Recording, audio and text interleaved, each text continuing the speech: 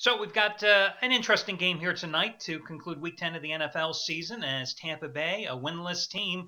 Now that Jacksonville got their win yesterday, it's up to the Bucks to get the job done. Can they tonight as a 1.5 to 2 point home dog against the Miami Dolphins, who when last seen were shocking the Cincinnati Bengals in overtime in their last outing a couple of Thursdays ago? I'm going to give you a free pick on that game, my thoughts and an in-depth preview on it because I'm staying away from the NFL tonight after the debacle that was this past weekend, yesterday. Of course, here on the video report, you were very happy. I'm sure you were. I gave you the Saints Cowboys over.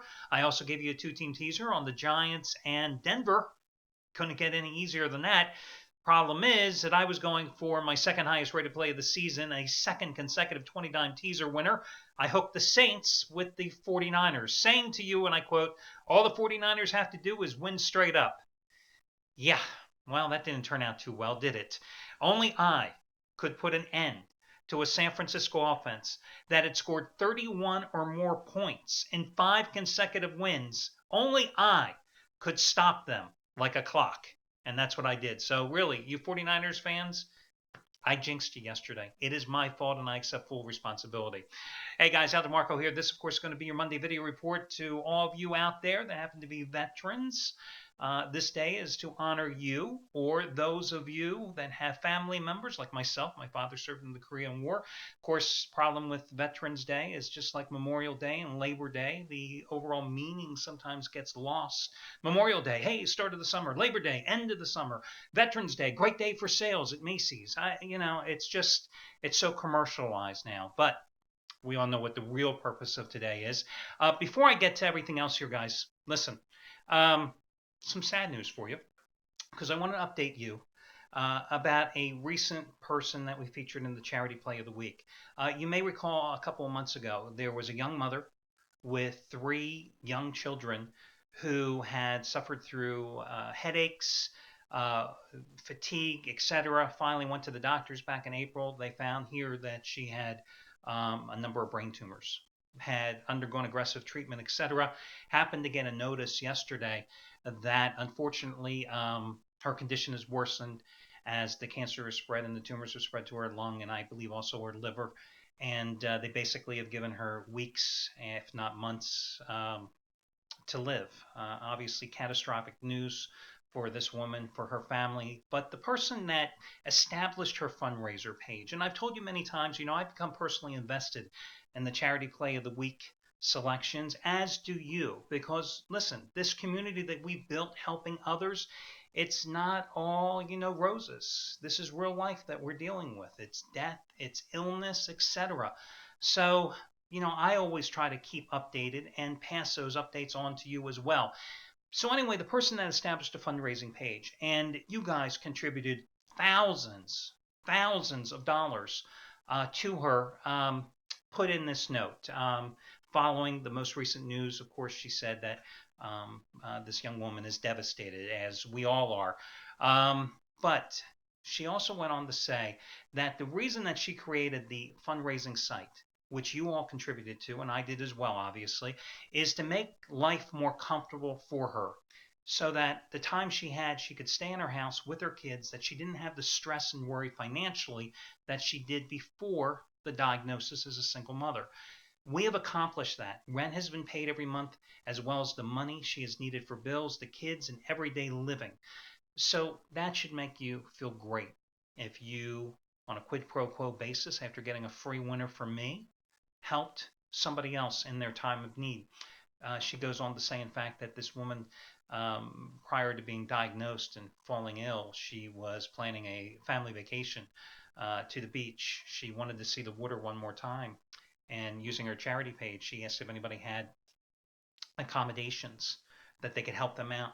Somebody in the Clearwater Beach area donated a condominium for them to use this weekend, which I just thought was great. So anyway, didn't mean to be a Debbie Downer here, but listen, guys, as I said, it's not all roses here, and we're dealing with real life, and I wanted to pass on to you that information. So let's divert now back to gambling, which seems kind of minuscule at this point, but let's talk about it here anyway, and talk about the weekend that was. It has been a great season for the majority of the handicappers here at the site, NFL and college football. Saturday was a pretty good day. Yesterday, Not such a good day. Not such a good day. I lost. Jeff Benton lost with his first ever 200 play. He will probably blame me as well because he was on the 49ers. Hey, at least I played him in a teaser. I came closer to winning, okay? Oh, my God, what a pathetic effort by Colin Kaepernick. Did we really, I mean, wasn't it just a couple months ago we all thought the 49ers were going to win the Super Bowl? But anyway, so he lost a 200 play. But here's the thing. He had just hit the 150 release the day prior with Houston getting the cover against Central Florida. And he had hit a 100 play with Stanford outright over Oregon on Thursday night. So he was playing from a position of strength. And that certainly doesn't hurt because, hell, $10 bettors are still up over $3,600 the past 4 months. That's the bottom line, as I've said many times. When you have a bankroll, to make that bankroll explode, you got to take shots when you see fit. If you lose it, you're playing with somebody else's money, and that's the key. Unfortunately, he lost yesterday, so that was what can I say, pretty big loss. Brett Atkins, you got his 100 NFL Total of the Year winner, number 2 in a row yesterday for just $9, and he delivered with the Bengals and Ravens under. Was that a wild game? I mean, you guys had to have seen how that game, the regulation finish in that game was. And then, I mean, Marvin Lewis must still be going crazy after passing up an opportunity for the long field goal on his possession, first possession in the overtime session, and then that crazy fourth down play. I mean, come on, it's 4th and 2, and you're trying that quick little swing pass over to the guy from NC State. What is his name? Giovanni Bernard? God, I can't remember his name, but I think that's what it is. Who immediately gets stopped, reverses field, looks like he's doing one of those things if you had your electric football game with the vibrations that made the players move. He's suddenly going backwards. He's running 10 yards back. Then he's going to the left sideline. Then he tries to cut back to the middle of the field, and he loses like 8 more yards on the play.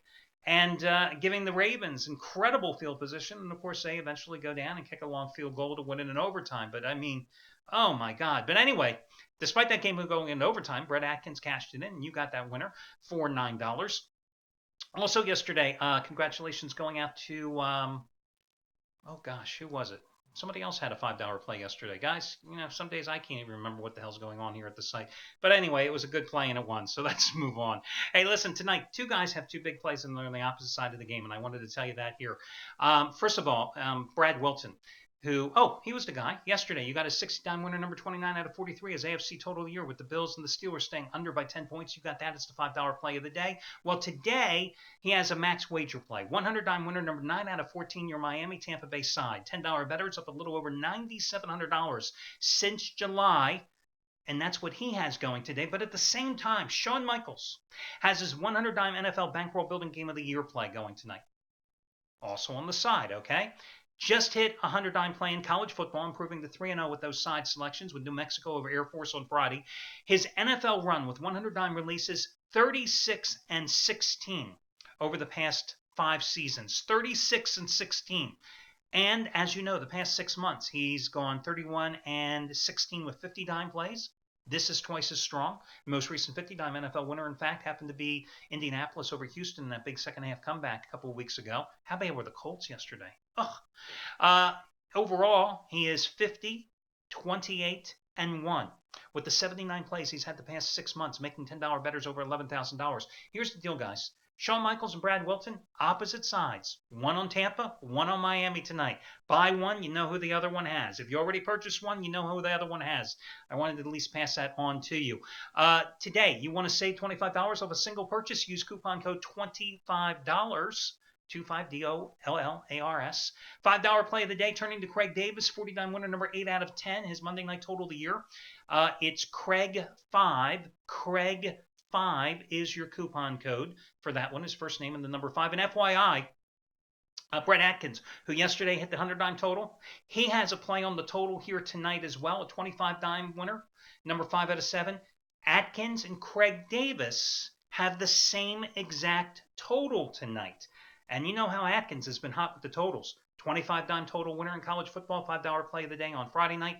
50 college football total winner, $5 play of the day on Saturday. Yesterday, $9. You got his 100 total winner.